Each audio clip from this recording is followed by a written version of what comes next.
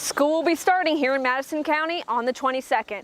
We spoke to Director of Transportation for Madison County Schools, Shane Lakes, who told us about the new changes with the new Boonesboro Elementary that will be affecting pickup times. We also spoke about that infamous US 25 construction project in Berea, as well as seatbelt safety. First Trust Bank has a brand new state-of-the-art facility here in Richmond. Stop in and ask about the products and services they offer. First Trust Bank is known for hometown people and hometown service. Member FDIC, equal housing lender, and MLS number 688-788.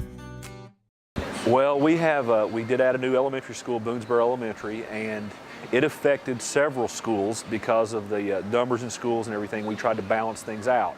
So what it actually affected, it affected Boonesboro Elementary, Whitehall Elementary, Kit Carson Elementary, Kirksville Elementary, Daniel Boone Elementary, Glen Marshall Elementary, and it affected Madison Middle School and Caudle Middle School.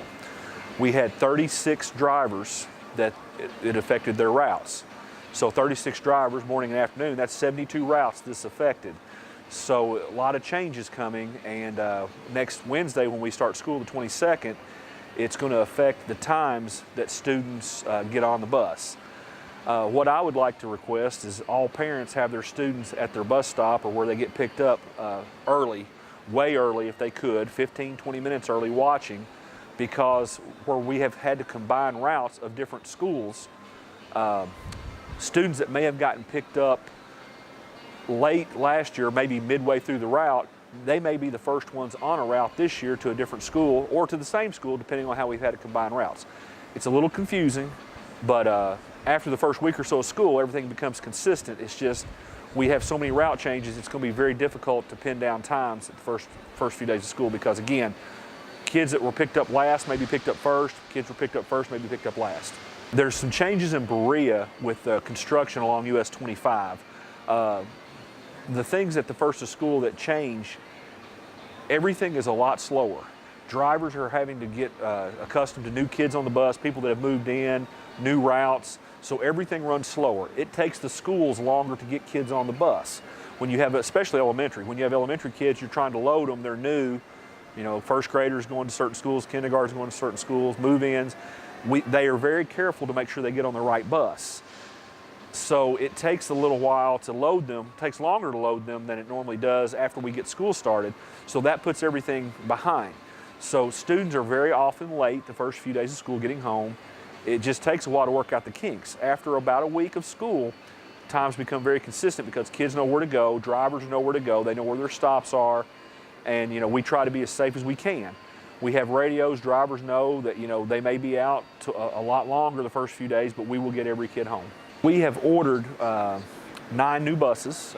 They are not in yet. It takes about 6 months for those to come in, but we have ordered some buses. We've got 4 84 passenger buses coming in, 3 72 passenger buses, and 2 special needs buses coming in. They'll be in January. We also were able to purchase some new engines for buses that have blown engines, but the buses are still in good shape, and we thought that would be a cost-effective way to get more buses on the road, have more buses for us, is order engines and repair the ones we have. So we've got 3 or 4 buses that way that we're fixing that will be back on the road soon. There's some legislation about seatbelts on buses. I think Texas is kind of looking at doing it.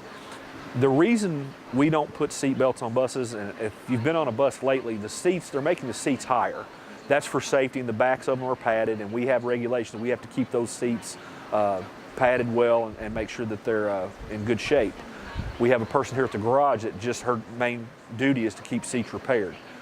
The reason for that is the seat belts in a situation, if there's a fire or an accident or something like that, if you have several very small children on there, if you have to evacuate the bus very quickly, you may not be able to, it takes a long time to get those children unbuckled. So that is the reason there are not seat belts on buses. So we don't like to have seat belts on buses because we want to be able to get the kids off the bus. If something like that should happen, they can get off the bus quicker. We had a bus fire, as most people know, at the end of school year last year, and they had to evacuate the bus. Kids had to evacuate the bus very quickly, and they did that. The driver did a fantastic job. But if the kids had all been buckled in, it would have been a lot harder to do that because you'd have to unbuckle the smaller children and that could be time consuming, and seconds matter in times like that. Stay tuned as we follow up with more back to school stories, including talking to police and principals about that construction project in US 25, as well as touring the new Boonesboro Elementary. For WBON TV, I'm Marissa Hempel.